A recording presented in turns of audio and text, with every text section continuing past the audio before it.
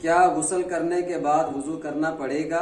हमने सुना है कि अगर गुस्ल करने से पहले प्रॉपर वुजू किया था तो गुस्ल के बाद दोबारा वुजू करने की जरूरत नहीं, वरना दोबारा वुजू करना पड़ेगा।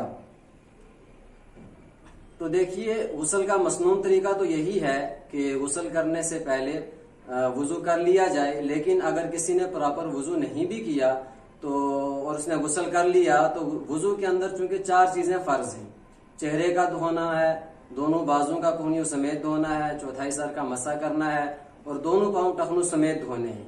जब इंसान गुस्ल करता है तो ये चारों के चारों आज़ा धुल जाते हैं, इसलिए गुस्ल के साथ साथ वुजू भी हो गया। और अबू दाऊद और तिरमिज़ी शरीफ की हदीस है, हजरत आयशा रजी अल्लाह तआला अन्हा फरमाती हैं कि काना रसूलुल्लाह सल्लल्लाहु अलैहि वसल्लम ला यतवज़्ज़उ बअदल गुस्ली, कि रसूलुल्लाह सल्लल्लाहु अलैहि वसल्लम गुस्ल के बाद दोबारा वुजू नहीं किया करते थे।